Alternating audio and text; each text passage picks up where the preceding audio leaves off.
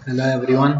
देखिए अभी मैं बताऊंगा आप लोगों को नेक्स्ट मोमेंट डिस्ट्रीब्यूशन के नेक्स्ट न्यूमेरिकल, जिसमें एक एंड फिक्स्ड है और एक एंड हिंज्ड है। ठीक है, क्योंकि अभी जस्ट पहले, इससे पहले मैंने जो न्यूमेरिकल बताया उसमें दोनों एजेस फिक्स था, लेकिन अभी क्या है, एक एजेस फिक्स्ड है, दूसरा एज या दूसरा एंड हिंज है। ठीक है,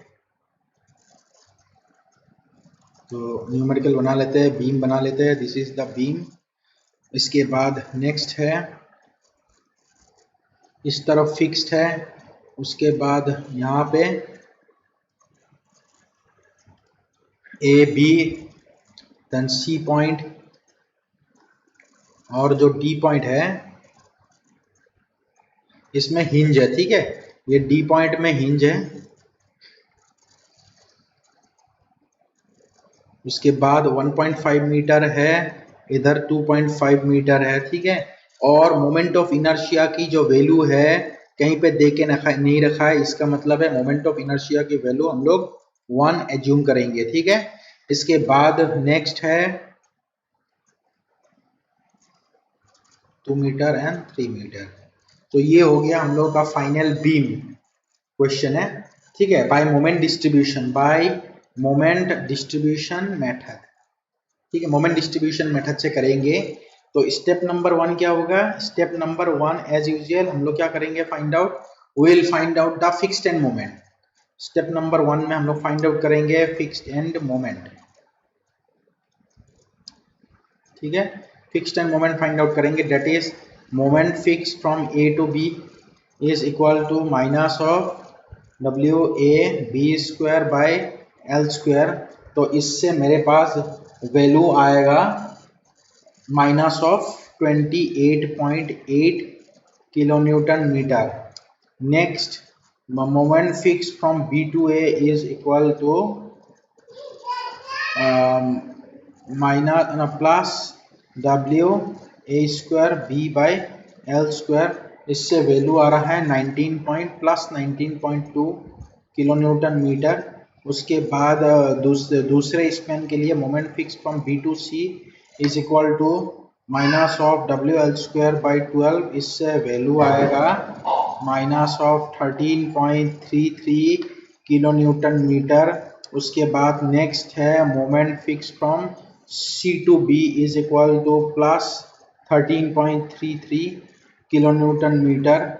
उसके बाद नेक्स्ट है moment from C to D is equal to minus of, next है moment from C to D is equal to minus of W A B square by L square, C to D वाला span में।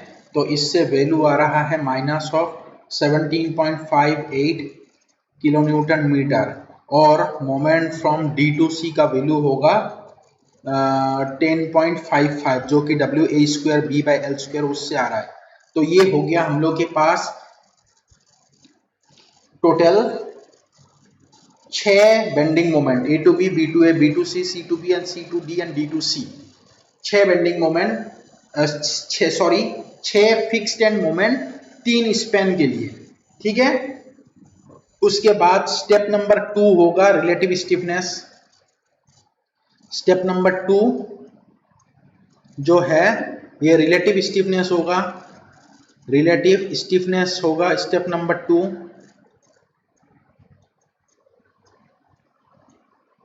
ठीक है, मतलब के of A B, के of B C and के of C D. अगर देखा जाए पहले वाला में होगा I/5, दूसरा वाला में होगा I/4 और तीसरा वाला, लेकिन जो तीसरा स्पैन है इसमें होगा 3/4 टाइम्स ऑफ I/L। क्यों 3/4 हो रहा है? क्योंकि यहाँ पे जो एंड है इसमें हिंज सपोर्ट है, इसीलिए 3/4 हो रहा है। तो फाइनल वैल्यू जो है आ रहा है 2:2.5:1.875। ये वैल्यू आ रहा है, डायरेक्ट डिवाइड करने के बाद ये वैल्यू आ रहा है। अगर मैं 10 से मल्टीप्लाई करूंगा, हर एक वैल्यू को 10 से मल्टीप्लाई करूंगा तो ये वैल्यू आ रहा है मेरे पास। ठीक है, अब मैं स्टेप नंबर 3 में डिस्ट्रीब्यूशन फैक्टर बताऊंगा। स्टेप नंबर 3, स्टेप नंबर 3 में डिस्ट्रीब्यूशन फैक्टर, लेकिन जो डिस्ट्रीब्यूशन फैक्टर है वो जॉइंट बी और जॉइंट सी के लिए होगा, ठीक है। सो डिस्ट्रीब्यूशन फैक्टर पहले क्या करेंगे, पहले डिस्ट्रीब्यूशन फैक्टर जो है वो जॉइंट बी का करेंगे। So distribution factor from B to A is equal to relative stiffness of B to A divided by B to A plus B to C. तो इससे जो वैल्यू है वो आ रहा है 2 डिवाइडेड बाय 2 प्लस 2.5। तो इससे जो वैल्यू है वो आ रहा है 0.44। अगर एक में 0.44 आ रहा है, दूसरे में आएगा 1 माइनस ऑफ 0.44, मतलब 0.56 वैल्यू आ रहा है। फिर उसके बाद जॉइंट सी का वैल्यू फाइंड आउट करना है, distribution factor. Distribution factor from C to B, C to B का वैल्यू होगा सी टू बी का होगा 2.5 डिवाइडेड बाय 2.5 प्लस 1.875। तो इससे वैल्यू आएगा 0.43।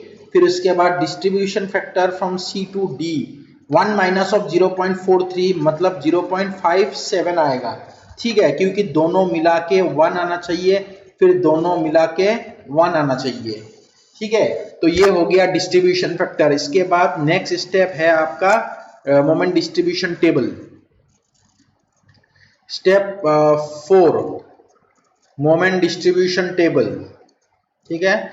मोमेंट डिस्ट्रीब्यूशन टेबल, जो मोमेंट डिस्ट्रीब्यूशन टेबल है उस वो बनानी है, क्योंकि ये लास्ट स्टेप है मोमेंट डिस्ट्रीब्यूशन टेबल।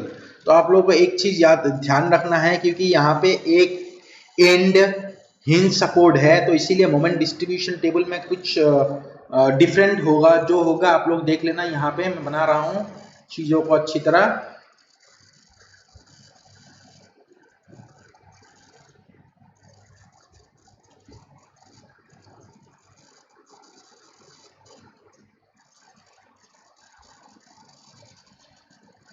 देखिए यहाँ लिखेंगे जॉइंट, ठीक है। उसके बाद नेक्स्ट है जॉइंट ए, ठीक है। उसके बाद यहाँ से लेके यहाँ तक जॉइंट ए, उसके बाद जॉइंट बी, उसके बाद जॉइंट सी, उसके बाद जॉइंट डी, ठीक है। तो जॉइंट ए जो जॉइंट है वो पहले बना लेते हैं, उसके बाद जॉइंट ए बना लेते हैं, उसके बाद जॉइंट बी बना लेते हैं और जॉइंट सी बना लेते हैं, ठीक है। उसके बाद जॉइंट डी है। These are the various joint. इसके बाद जॉइंट होने के बाद नेक्स्ट लिखेंगे मेंबर्स। नेक्स्ट होगा मेंबर्स, नेक्स्ट मेंबर्स होगा मतलब ए टू बी, यहाँ पे होगा B to A and B to C, C to B, C to D and D to C, ठीक है। यहाँ पे अभी मेंबर्स लिखेंगे,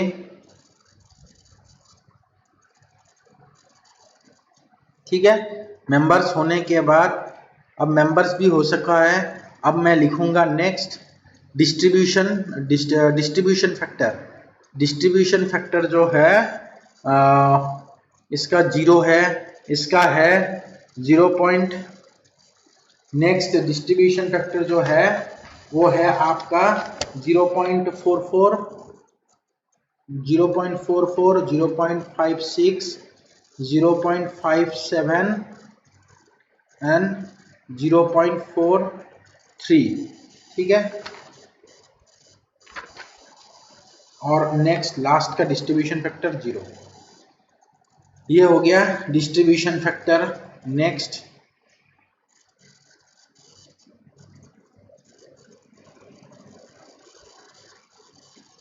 नेक्स्ट हो गया fixed end moment. Fixed end moment, fixed end moment क्या है, minus of 28.8, 19.2, minus of 13.33, 13.33, minus of 17.58 and 10.55।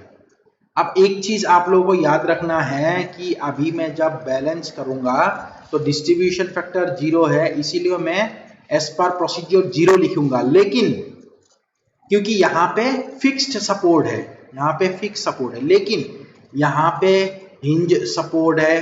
तो आप लोगों को पता है कि हिंज सपोर्ट में मोमेंट की वैल्यू क्या होता है, हिंज सपोर्ट में मोमेंट की वैल्यू 0 होता है। इसीलिए अगर बैलेंस करने के टाइम पे अगर 10.55 है, मैं लिखूंगा माइनस ऑफ 10.55, ताकि दोनों मिला के वैल्यू क्या आए, ताकि दोनों मिला के वैल्यू आए 0। मतलब ये जो टेबल है, ये वाला टेबल हो चुका है डीसी पॉइंट के लिए और एबी पॉइंट के लिए।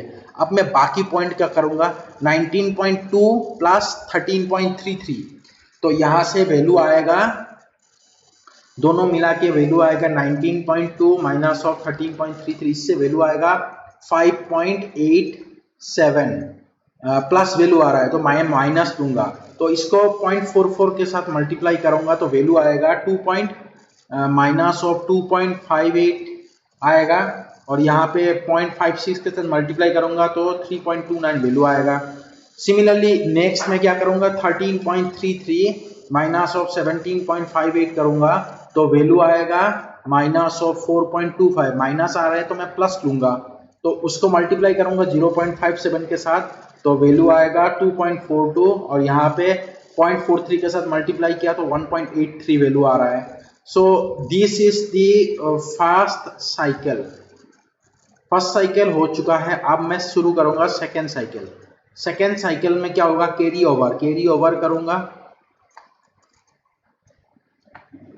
ठीक है, कैरी ओवर करूंगा। देखिए यहाँ ये जो लाइन खींच के रखा हूं, मतलब इसमें मुझे कुछ नहीं लिखना है, तो 1.83 डिवाइडेड बाई 2 जो है यहाँ पे मुझे नहीं लिखना है, तो बाकी जगह सारा सेम होगा, दैट इज डिवाइडेड बाई 2 या मल्टीप्लाई बाई 1.5, आधा लेके आना है, सो 1.29, तो इसका आधा है 1.21 माइनस ऑफ 1.65 माइनस ऑफ 5.28। अब मैं फिर से बैलेंस करूंगा तो वैल्यू आएगा यहाँ पे 0, यहाँ पे आएगा 0.53, यहाँ पे आएगा माइनस ऑफ 0.68, यहाँ पे आएगा 3.95 और यहाँ पे आएगा 2.98, और इसमें करना ही नहीं है। इसके बाद नेक्स्ट फिर से देखिए यहाँ इस वाले स्टेप में कि वैल्यू जो है 0 के सामने पॉइंट के सामने 0, दो वैल्यू में, लेकिन ये दोनों वैल्यू में नहीं आ रहा है, इसीलिए मैं और एक बार करूंगा, दैट इज नेक्स्ट में करूंगा कैरी ओवर। नेक्स्ट स्टेप में कैरी ओवर फिर से करना होगा, तो कैरी ओवर करने के लिए कैसे करूंगा, यहाँ पे 0 है, यहाँ पे माइनस ऑफ 0.27 आधा से मल्टीप्लाई करके, माइनस ऑफ 0.34, यहाँ पे माइनस ऑफ 0. माइनस ऑफ 0.34 है, यहाँ पे वैल्यू होगा 1.98, और इसके बाद इसका वैल्यू नहीं आएगा, इस यहाँ 0 है तो 0 का वैल्यू यहाँ पे 0 आएगा और इसका वैल्यू यहाँ पे नहीं जाएगा, ठीक है।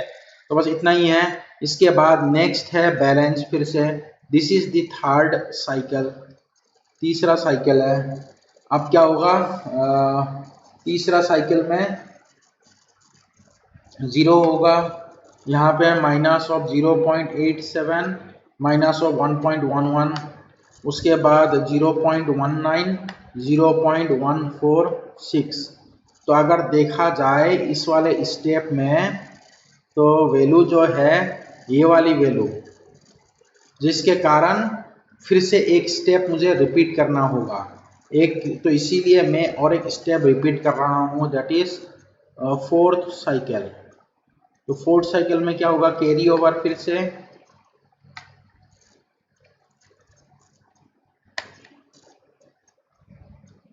जीरो, उसके बाद 0 हो गया, माइनस ऑफ 0.44, फिर उसके बाद 0, उसके बाद 0.095, उसके बाद माइनस ऑफ 0.56, उसके बाद फिर से बैलेंस करेंगे तो वैल्यू आएगा 0 minus of 0.04 minus of 0.05 0.32 0.24।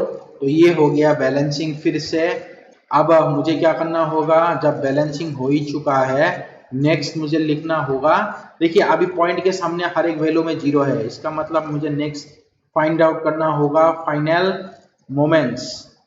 So final moments जो कि आंसर होता है, कैसे करेंगे, यहाँ पे डबल लाइन के बाद जितने भी वैल्यूज है सारे ऐड कर देंगे। तो वैल्यू आएगा माइनस ऑफ 30.8, यहाँ पे आएगा 15.18, इसके बाद यहाँ पे वैल्यू आएगा माइनस ऑफ 15.18, उसके बाद 17.66 माइनस ऑफ 17.66, और यहाँ पे क्या होगा, 0 वैल्यू होगा क्योंकि दोनों प्लस करने के बाद 0 आ ही रहा है। सो ये हो गया फाइनल मोमेंट्स। अब मुझे स्टेप नंबर 4 में बेंडिंग मोमेंट डायग्राम बनानी है, ठीक है। स्टेप 4 नहीं, sorry, step number 5। Step number 5 जो है इसमें स्टेप नंबर 5 में मुझे क्या करना होगा, स्टेप नंबर 5 में मुझे BMD बनानी है, बेंडिंग मोमेंट डायग्राम। अब बेंडिंग मोमेंट डायग्राम बनाएंगे, उसके लिए पहले बीम को ड्रॉ करेंगे। ये बीम ड्रॉ कर दिया, उसके बाद this is the A point, B point, C point और ये D पॉइंट है। अब देखिए A पॉइंट में मोमेंट की वैल्यू है माइनस, माइनस का मतलब है एंटी क्लॉकवाइज, माइनस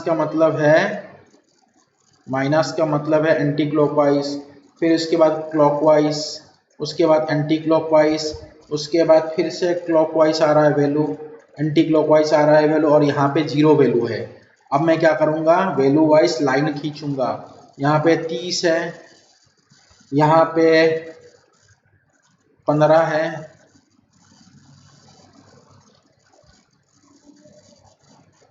ठीक है, वहाँ यहाँ पे 17 है,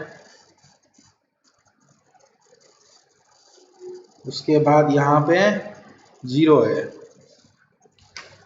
इसके बाद नेक्स्ट जो लोड है, लोड के कारण यहाँ पे बन रहा है 48, यहाँ पे 48 लोड आ रहा है। इसके बाद जो सेकेंड वाला डायग्राम है उसमें आ रहा है 20, ठीक है, 48 आ रहा है। उसके बाद नेक्स्ट इसमें 20 वैल्यू आ रहा है, ठीक है, 20 WL²/8 से 20 वैल्यू आ रहा है।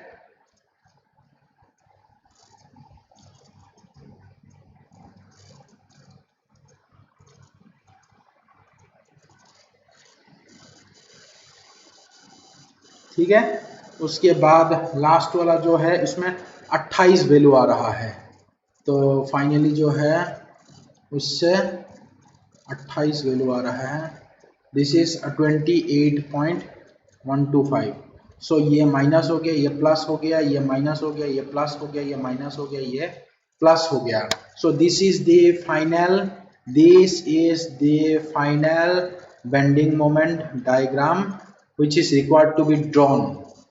ठीक है, 48 वैल्यू कैसे आ रहा है, जो 48 वैल्यू आ रहा है वो वैल्यू WAB/L से आ रहा है, उससे 48 आ रहा है AB स्पैन के लिए। उसके बाद BC स्पैन में WL²/8 से आ रहा है 20, और CD स्पैन में WAB/L से फिर से आ रहा है 28.125। ठीक है, तो ये हो गया फाइनल बेंडिंग मोमेंट डायग्राम।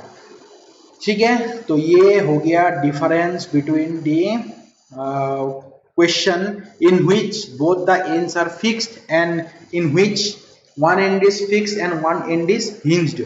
ठीक है, तो यही डिफरेंस है, अगर दोनों एंड्स फिक्स्ड हो या दोनों एक एंड फिक्स्ड हो अदर एंड हिंज हो। ठीक है, तो बस यही बोलना था। Okay, thank you. किसी ने सब्सक्राइब नहीं किया है, please subscribe the video channel and like the video. Okay, thank you.